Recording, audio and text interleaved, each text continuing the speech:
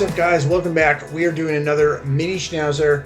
This is the $3 entry, 37,000 entrants, 10K to first place, 100K to prize pool. We got the 3 slot. I was just thinking before this draft fired up that we haven't gotten Jamar Chase in a while, because we just haven't had pick 3. We've had some 1, some 2, some 4. Actually, a lot of 4, but we just haven't got him. And what's so funny is I thought I was going to get Chase here, but I just am getting Bijan Robinson. Nothing to complain about. Nothing to complain about. Bijan Robinson's awesome. It's just I haven't gotten a chance to draft Jamar Chase in, I don't know, maybe a week and a half, which is crazy. So, with the exception of Chase getting pulled above Robinson here, pretty standard start. Oh, wow. CD Lamb at 5. Okay, so we have potentially a wild lobby on our hands. You know, sometimes when this happens, when you get a little bit of ADP fall, especially early, it can quickly correct itself, even if there's one outlier or one person pulling somebody up. Because like Lamb's only jumping from 8, 9, 10 up to 5. So this can very quickly course correct. Like it is, we're right back on ADP now, with Jefferson, Genti, and probably Cook filling out the back end of the round here. I just shot one of these. I think I already posted that video yesterday. And in that video, I said I have not enjoyed the texture of my team drafting back here. And my analysis is that when I looked at the overall construction of my team when I'm finished, a lot of times what I'm doing back here is opting to take Brock Bowers in the second or Trey McBride in the third. I don't think that's a bad pick. What I think ends up happening is when I look at my roster, I'm missing one of the blue chip pieces in the positions you need the most. I'm not saying this is right or wrong. What I'm saying is when you pick up a Brock Bowers or a Trey McBride somewhere between picks 20 and 29, even though you are very happy to have them, I mean, they're two of the best pieces in fantasy football, the roster ends up looking a little bit weaker, and I think it takes a little bit more nuance to draft with that construction. And you got to really tread carefully to make sure that your construction looks good and that you feel filled out.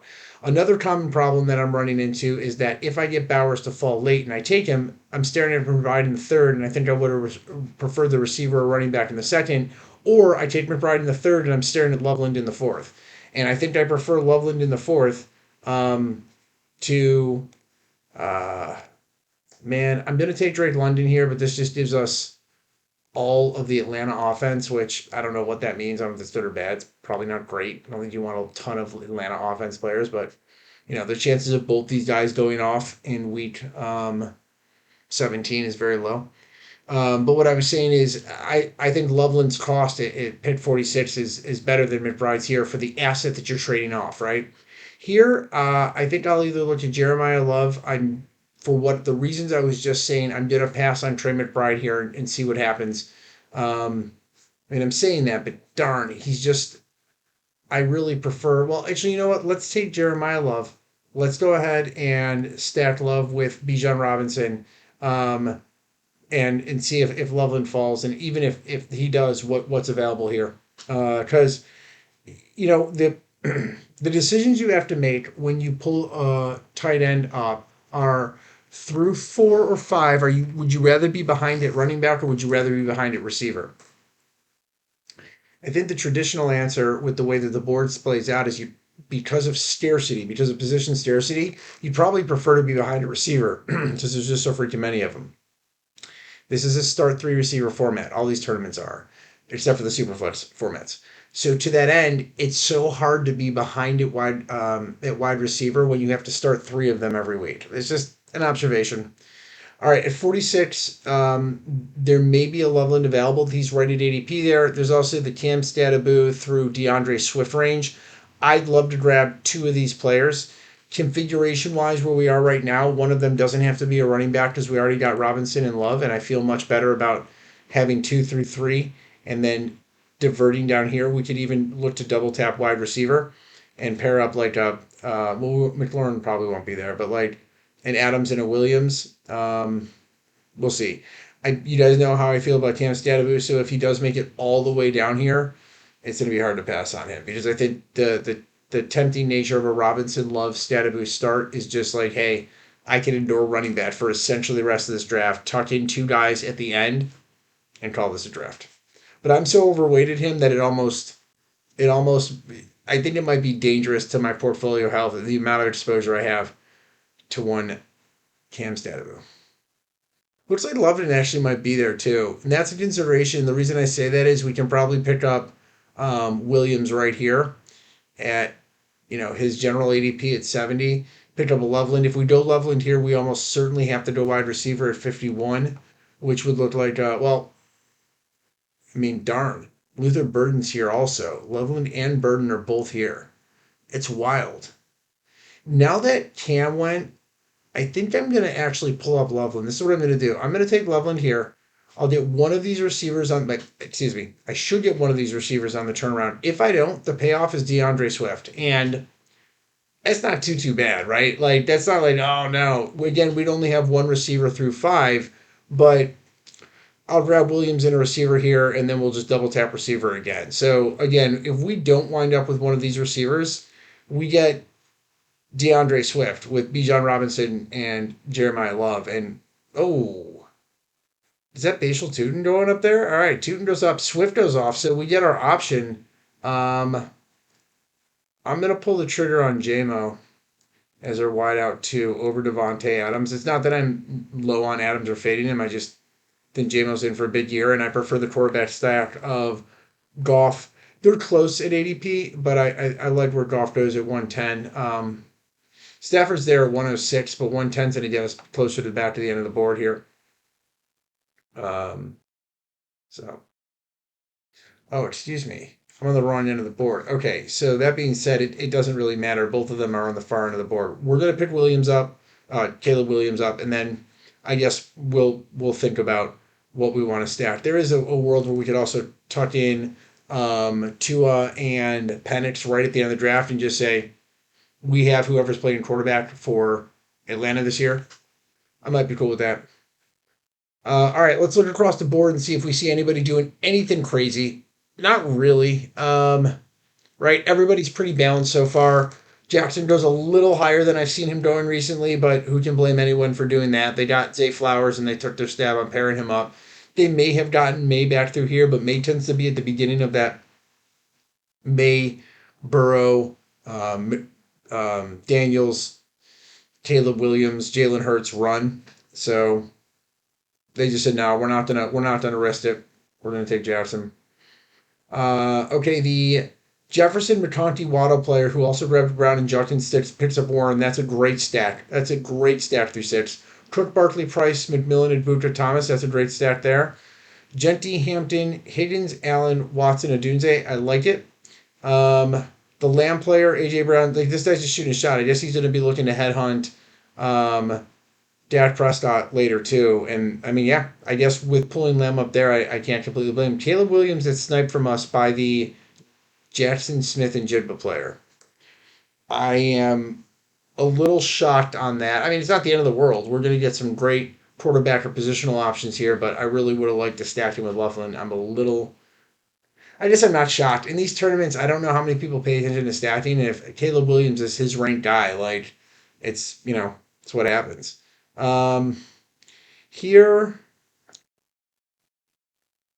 you know what? I am just going to take Joe Burrow. He is unstacked. We didn't get Higgins, and we didn't get Chase. We sniped Burrow from the Chase player. Sorry, buds. But he gets Hurts with Devontae Smith. I guess that's a good way to go. Yeah, man. One of these quarterbacks it feels better. I was saying this in the earlier video or yesterday's video as well. These quarterbacks ending with this tier that's off the board now with Hurts. Like this run of quarterbacks feels so much better than the Tysons, Washingtons, Harrisons, Lemons. Not that any of these guys are bad. It's just that you're passing on Drake May and Caleb Williams and Joe Burrow and Jalen Hurts, and like these are blue chip pieces that could lean you into a 2 quarterback build. Should we double tap quarterback early? Which I'm not going to take a Dak Prescott or anything here. There's Quentin Johnson. There's Jalen Warren. There's Ramondre Stevenson. I think I'm going to slot in Quentin Johnson. I think we want to pick up our 3rd receiver here. Feels pretty good to have him before we drop off. I think there's a tier break after him, especially with maybe the Pierce news. We're probably not going to see Godwin goes the other side of the board. We probably won't see these guys back, but they'll be worthy. Tough news, injury news, which was yesterday when you see this. Pearsall looks like he's got some swelling in his knee. This guy cannot catch a break.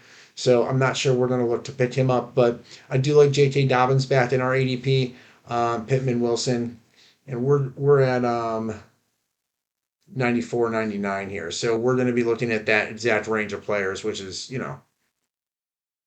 somewhere in this range. Laporta down to like Pittman, which if we picked up Laporta, that incentivizes us even more to pick up Goff. But Goff doesn't go down here until 118 or until 110, and we're going to be at 118. So, all right. So the board feels pretty balanced so far. Again, no one doing anything crazy. I think all the teams are really really balanced. Even the team that looked like they were going wild with Lamb kind of has drafted out nicely. They only have Cam as the running back.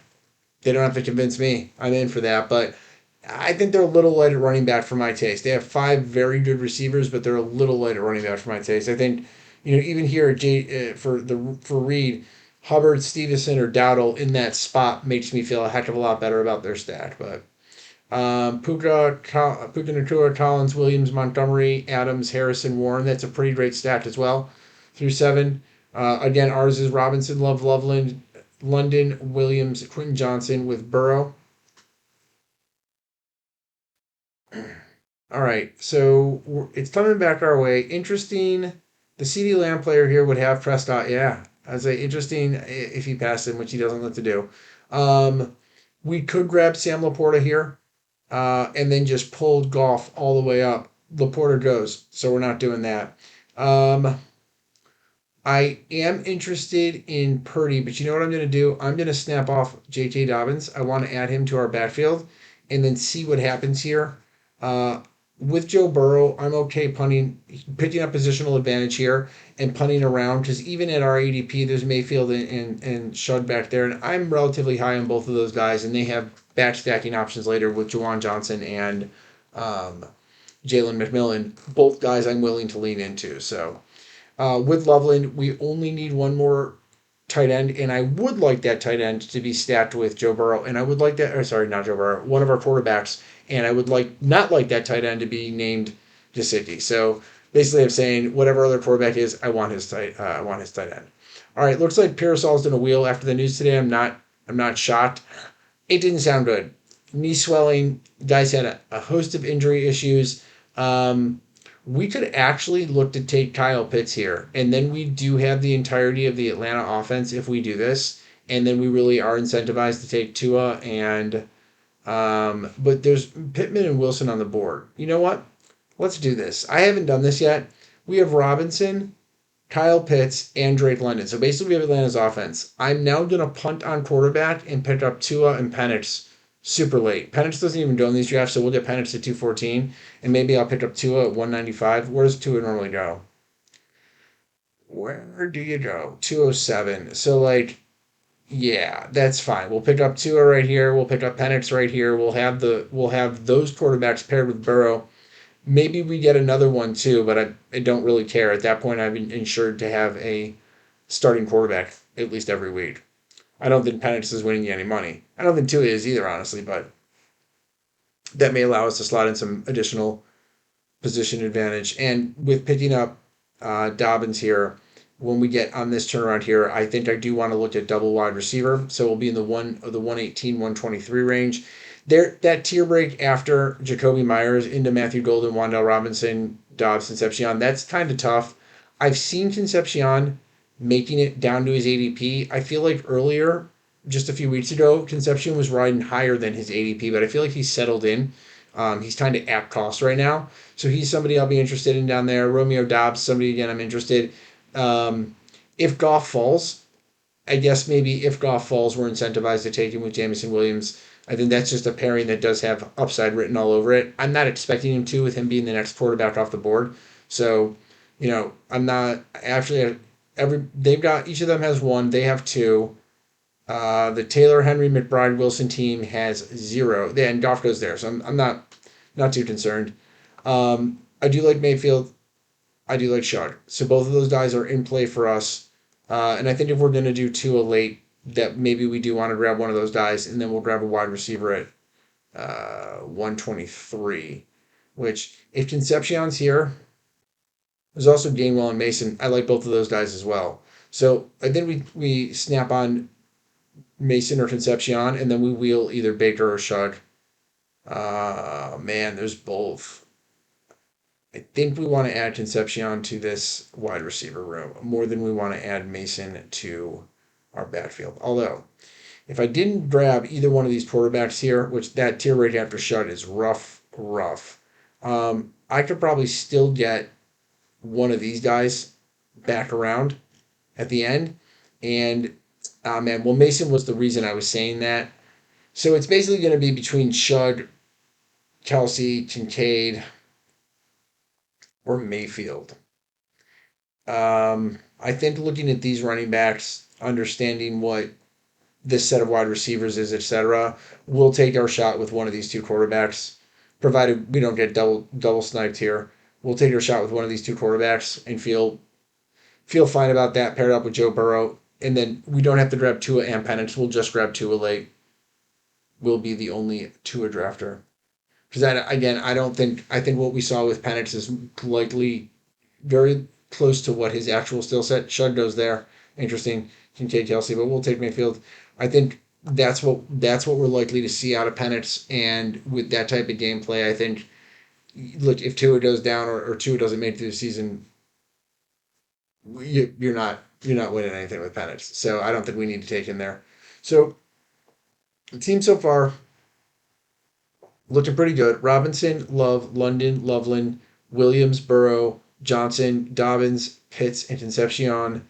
And with Mayfield, I'm going to be done at tight end here with Loveland and Pitts. I will grab a third quarterback. We said we're going to grab two at the end. And then I think with this build, we're definitely going to go 5 running backs, 7 wide receivers. So I am incentivized to look at the wide receiver pile when they come back around. McMillan is a guy I'm interested in stacking with Mayfield. And I guess Naylor's fine. Jawan Jennings is fine. These guys are, they're all where I'm going to be, right? Down here, 142, 147. And the running backs in this range of like Keaton Mitchell and Woody Marks are not bad, but Pacheco and Spears I don't want any part of. Yeah, I just want no piece of that. So, and we don't have to worry about a Jawan Johnson or a Sadiq because we already stacked in our pits with Loveland, and I think with that duo you can stick it to pretty safely, pretty safely. All right, so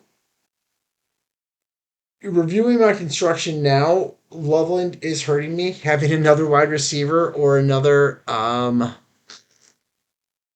running back in there maybe is where you want to be. That being said, I'd feel a heck of a lot better with Loveland if he was stacked with Williams right here. It's not that I like Williams better than Burrow necessarily. It's that I want that upside swing. Burrow naked is fine, but it's not ideal because if he has a huge week, Jamar Chase is probably going to have a huge week as well. Or T. Higgins, right? It's impossible. Or Chase Brown. So it's kind of impossible for Joe Burrow to have a massive week 17 and not have at least one, if not multiple of his pieces have a massive week 17. And you kind of, in this format to win all the money, you kind of want to make sure that you were zeroed in on whatever that massive upside is and taking all the pieces of it. So here for me, it's going to be a really easy Jalen McMillan if he doesn't get sniped.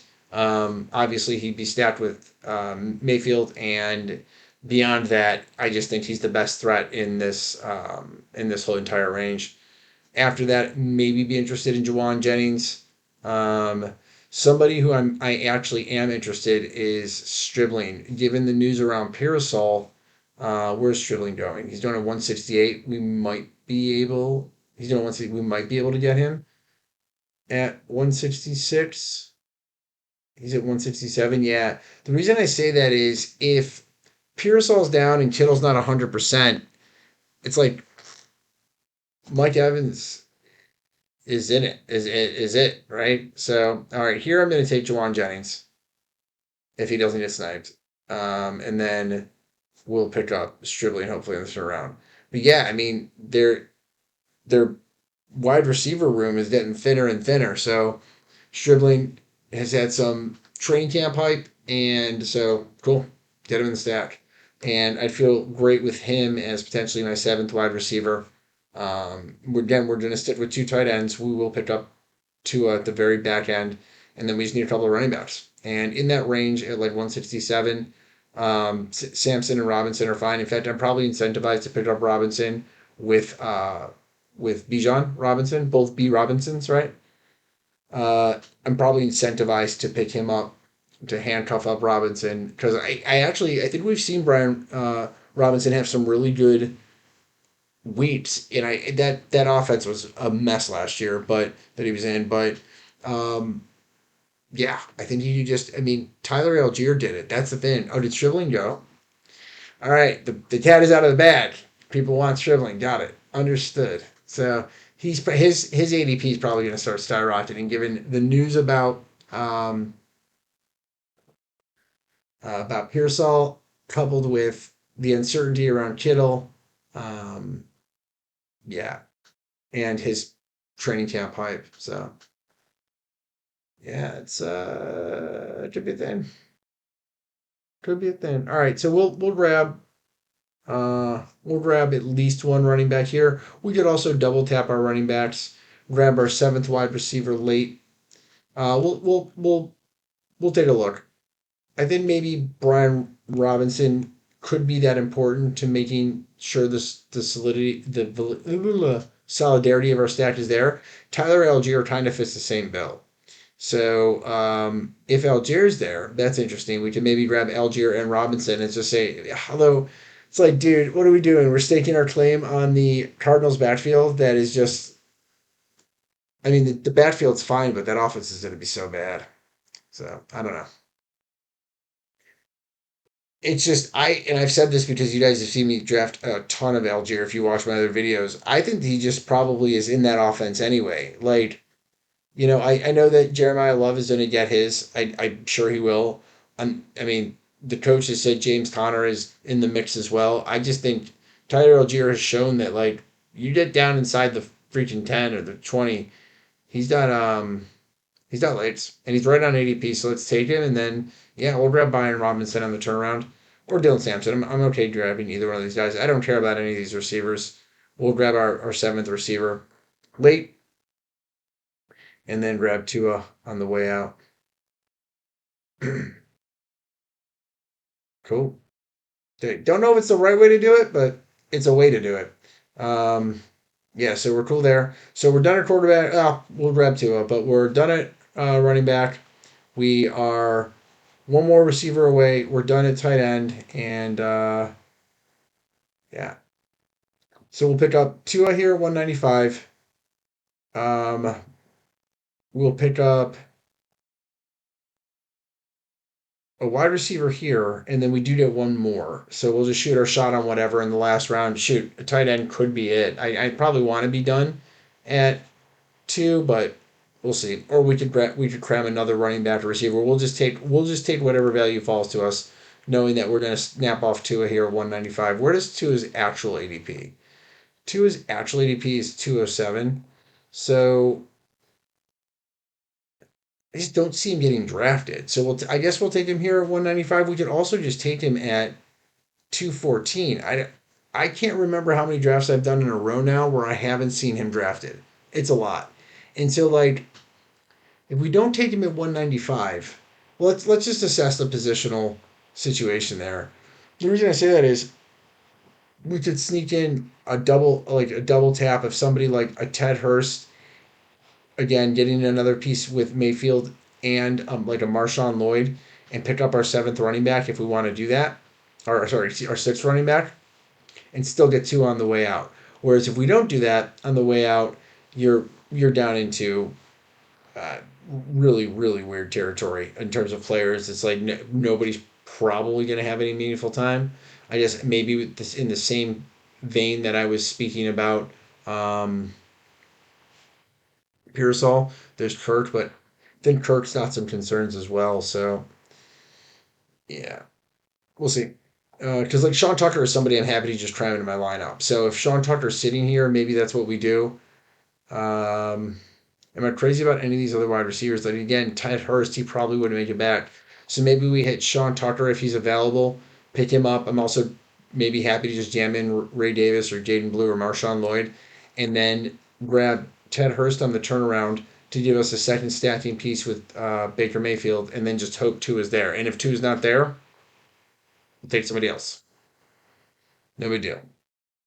I don't think we're actually betting on Tua saving our season. It just would be nice to have some upside weeks with Drake London or with Kyle Pitts, right? Just saying, hey, like there will be some weeks where if one of those guys is going to go nuclear, they got to go nuclear somehow. So hopefully Tua is the reason, right? I guess same thing to be said with Bijan Robinson. Tua loves checking the ball down, and Robinson is kind of primed for that style of attack. So has been basically his entire career, with the exception of his rookie season. So yeah, all right. I think that's fine. So we'll take Ted Hurst here. We'll pick up our seventh wide receiver, and we're gonna do a six running back build here, and I think that's okay when we do double handcuff. Picking up another running back that you can just have some weekly upside is pretty cool. And then still sit tight with seven wide receivers. Our wide receiver room is okay. I think it could have been better if we didn't take Loveland. We do have a blue chip piece there, and so we got to remind ourselves, hey, the reason your wide receiver room looks the way it does is because you got Loveland sitting here. It's cool. You got to remind yourself that sometimes with tight end. So, and we are in the bottom area here, and now it's just a bunch of dudes going off the board. All right, so interesting teams in the lobby. Let's see what Gibbs did.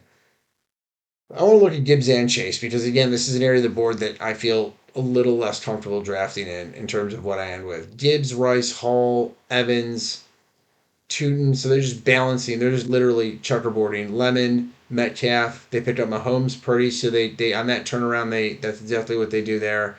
Kelsey, Kincaid, Spears, Okonkwo, Kamara, Samson, Cup, Ridley. Yeah, okay. So I kind of see what they did here. It's like they spread out their equity and their draft capital into a nice a balanced set of positions, and then just hammered quarterbacks and tight ends in the middle range, kind of where the value is right for them. So that's okay. That's one way to do it. The two team that went Chase, Pittman, Smith, Burden, Swift, Hurts, then hammers after getting four blue chip, three blue chip pieces and a Burden. Then just hammers running back Pollard, Corum, Brooks, Mason.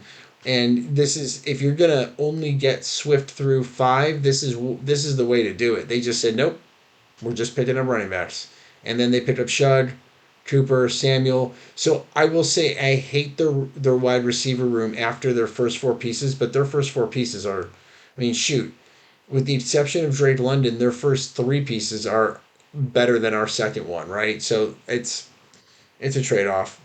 So and then yeah, obviously we decided to put Loveland in the mix through five, which we still have a pretty balanced draft strategy there. Burrow said no to some of this upper middle echelon quarterback stuff and opted to go with Mayfield. And because we went so heavy into the Falcons, hopefully we get a Tua here to fall. I mean, again, I haven't seen Tua going off the board. I've seen a lot more of the shoot your shot clicks on the Halanis and Noels and Brazils and Stowers of the world down here. So I should be fine. Again, if he gets sniped right here in the last couple of picks, Stowers is fine. Coleman is fine. Noel is fine.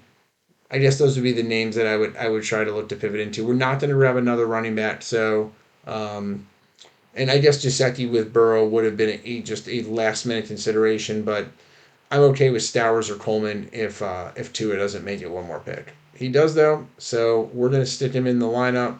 All right, final team: Joe Burrow, Baker Mayfield, Tua Tagovailoa, Bijan Robinson, Jeremiah Love, J.K. Dobbins, Algier, Brian Robinson, and Sean Tucker at running back. London, Williams, Johnston, Concepcion, McMillan, Jennings, and Hurst at wide receiver. Colston, Loveland, Kyle Pitts at tight end. For $3, I love the shot. I love the shot. Looks great. I'm in. Thank you guys for checking out the video. Thanks for checking out the channel. If you guys liked it, please hit the like and subscribe button. And let me know in the comments. How have you been doing drafting from like the 1 through 4? What have you been doing that's been successful? I'd love to know. See you guys in the next one. Appreciate it.